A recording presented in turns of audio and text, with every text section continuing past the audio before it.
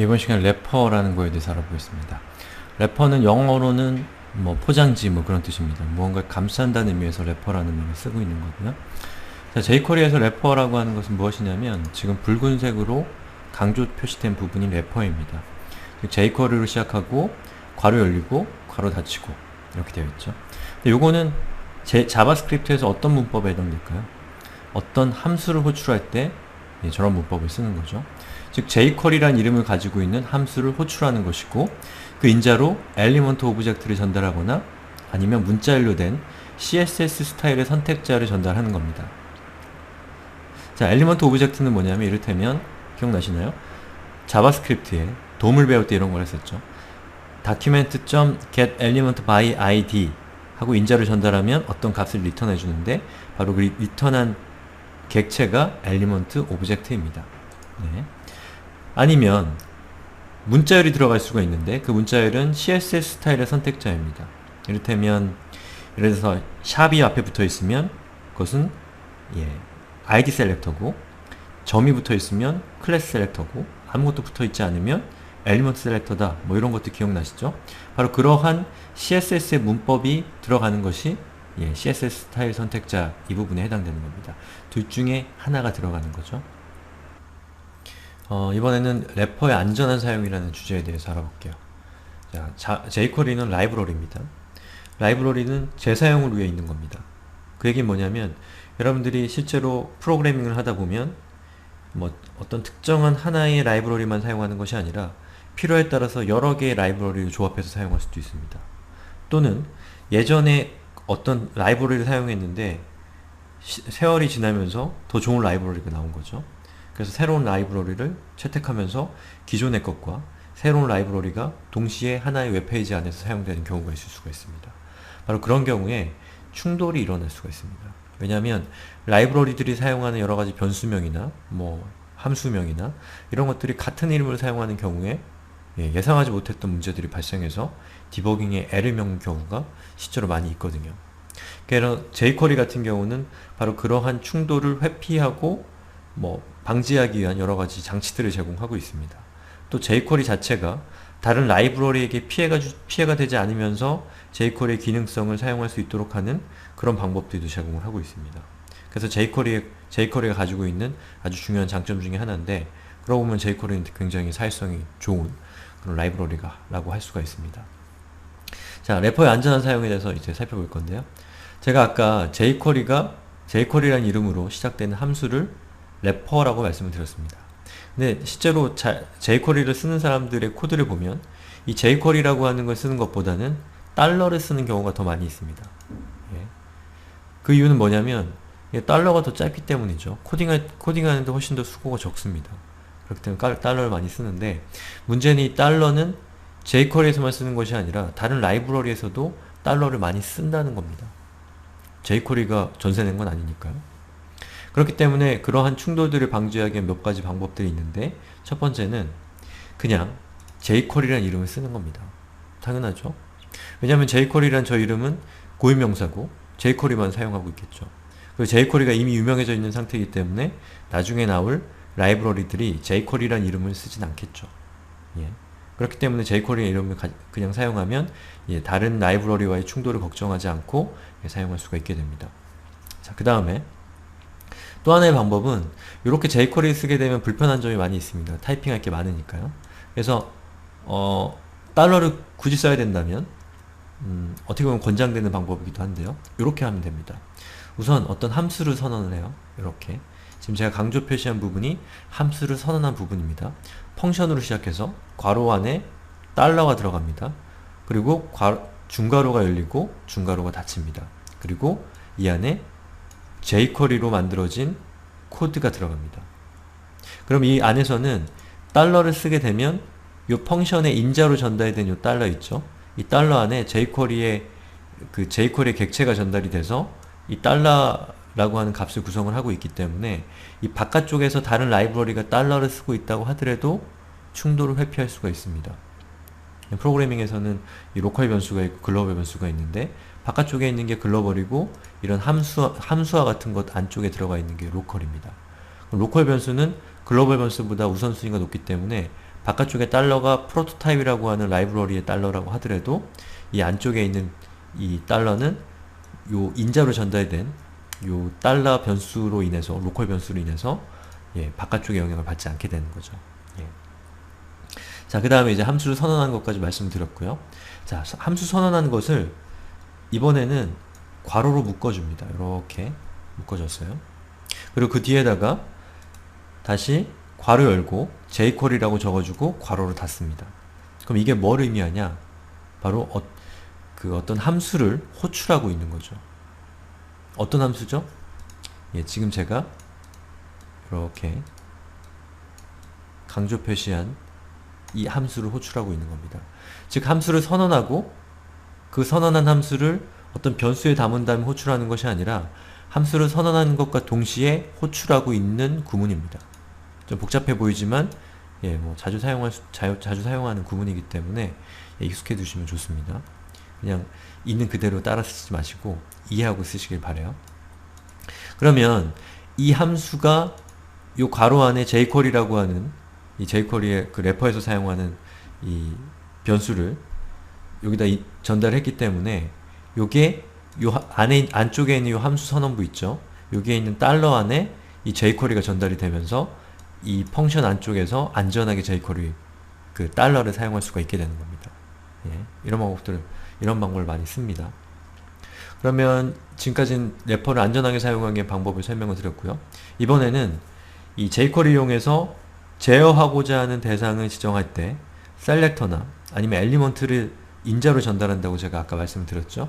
이거에 대해서 설명을 드릴게요. 크게 두 가지 방법이 있습니다. 원래는 더 많은데 주로 사용하는 것들이 이것들이기 때문에 제가 좀 추려봤어요.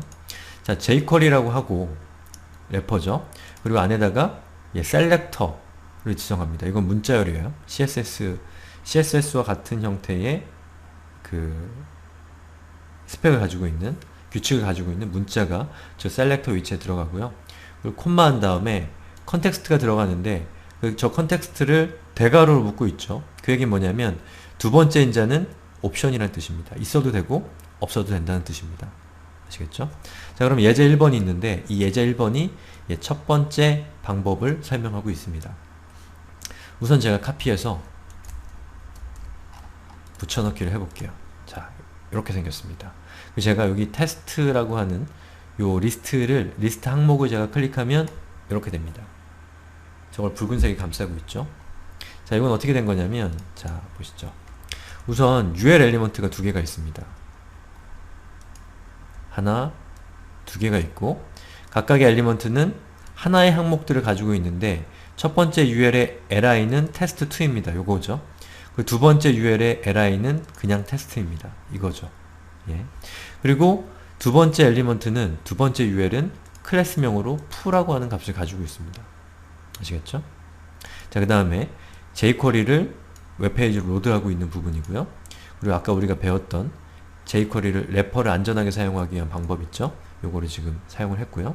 그럼 이 안에서 이제 구체적인 이 예제를 설명하는 본질적인 로직들이 나오는데, 자, 우선 달러를 사용했습니다. 래퍼가 시작된다는 뜻이죠. 그리고 괄호 열고 괄호를 닫았습니다. 그리고 그 안에 문자열이 들어왔는데 그 문자열은 ul.foo라고 적혀 있습니다. 자, ul은 뭐죠? 질문을 바꿔서 CSS에서 셀렉터 기억나시죠? 그 셀렉터가 앞에 어떠한 기호도 붙어있지 않다면 무엇이죠? 엘리먼트죠. 엘리먼트 셀렉트죠. 자, 즉 저 ul이라고 적어두게 되면 여기에 있는 요 엘리먼트들 중에 ul이라는 그 태그명을 가지고 있는 엘리먼트들을 선택한 거죠. 아시겠죠? 그 다음에 점을 붙였습니다. .foo라고 적혀 있어요. 다시 CSS에서 점을 붙이면 무엇이죠? 클래스 셀렉터입니다. 다시 말해서 foo라고 하는 클래스를 가지고 있는 엘리먼트들을 선택한다 라는 뜻이죠. 근데 요 앞에 있는 ul가 뒤에 있는 .fo가 붙어있기 때문에 ul 엘리먼트 중에 foo라고 하는 클래스명을 가지고 있는 엘리먼트를 선택하는 게 바로 이 부분의 역할인 거죠. 그러면 누구죠? 요건가요? 아니죠. 요거는 클래스명이 없기 때문에 아닌 거고요. 바로 이 부분이 지금 요 셀렉터가 가리키고 있는 부분인 거죠.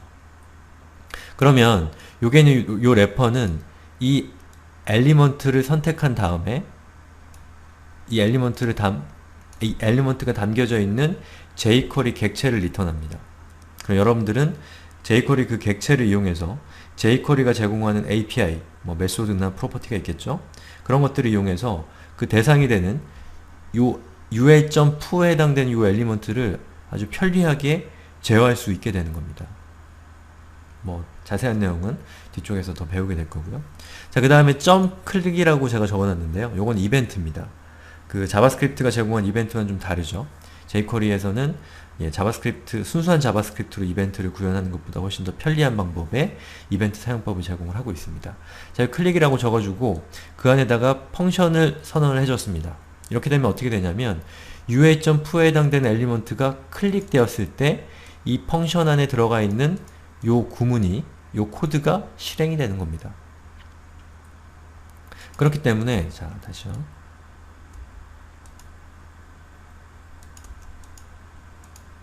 자, 여기 있는 요 엘리먼트를 클릭하면 바로 여기 있는 이 펑션 있죠? 이 펑션이 실행이 된 거죠. 이벤트 부분은, jQuery 이벤트 부분은 뒤쪽에서 자세하게 배울 거기 때문에 지금은 그냥 저게 이벤트다 라는 것만 이해하시면 되겠습니다. 자, 그 다음에 이 부분이 실행이 돼요. 이 부분도 역시 마찬가지로 래퍼를 시작을 하는데 제일 앞에는 달러로 시작을 합니다. 그리고 괄호 열고 괄호가 닫혔어요. 그리고 인자가 두 개가 들어오죠. 앞에는 문자열로 li가 들어갔습니다. 그럼 무슨 뜻일까요? 요 문서에 있는 모든 li들을 선택하는 겁니다. 이것도 해당되고 요것도 해당됩니다. 그런데 뒤에 콤마를 찍고 this라고 적어줬어요. 그럼 이 this가 뭘까요? 자, 문법으로 들어가서 context라고 적혀있죠. 즉 첫 번째 인자가 select고 문자열이고, 그리고 두 번째 인자로 어떤 값이 전달이 되면 그 값은 context라는 이름을 가지고 있는 변수가 되는 거죠. 인자가 되는 거죠. 근데 요거는 아까 말씀드린 것처럼 생략 가능하다고 말씀드렸어요. 자, 그럼 this라는 건 왜 컨텍스트냐면, 컨텍스트는 뭐 맥락이란 뜻이죠. 자, 여기 보시면 이벤트가 지금 호출이 된 건데요. 이 이벤트 안에서 this라고 하는 의미는 어떤 뜻이냐면 이 이벤트를 발생시킨 엘리먼트가 이 this인 겁니다. 그럼 누구죠? ua.pu가 그 엘리먼트인 거죠. 그럼 여기서 HTML 코드를 보면 바로 이 부분에 해당됩니다. 아시겠죠? 그게 컨텍스트인 겁니다. 예. 그럼 그 컨텍스트 안에 있는 여러 개의 그 엘리먼트들 중에 li라고 하는 이름을 가지고 있는 놈을 찾는다라는 뜻이죠. 그러면 요 안에서 li를 가지고 있는 건 이거죠. 그렇기 때문에 이 부분만, 여기 있는 요 래퍼는 바로 제가 지금 강조한 이 영역에 해당되는 엘리먼트만을 리턴하고 있는 겁니다. 이유는 요 this라는 컨텍스트 때문이고, 이 this는 ua.pu에 해당되는 엘리먼트를 의미하는 것이기 때문입니다. 이해하시나요? 그 다음에 .css를 하고 이 함수에, 이 메소드에 첫 번째 인재로 백그라운드 컬러를 주고 두 번째 인재로 레드를 주게 되면 바로 요 래퍼가 지정하는 엘리먼트의 inline 스타일 시트로 백그라운드 컬러 속성명에 레드라는 값을 대입을 하는 겁니다. 자, 그러면 요거를 제가 요소 검사를 해서 한번 볼게요. 자, 여기 있는 pu라는 요 UL에 클래스명이 pu인 엘리먼트가 있죠. 그리고 요 li는 지금 스타일이 백그라운드 컬러 레드로 지정이 되어 있죠. 그건 왜 그런가요? 바로 이 부분 때문에 그런 거죠. 아시겠죠? 자, 한번 실행해 볼게요.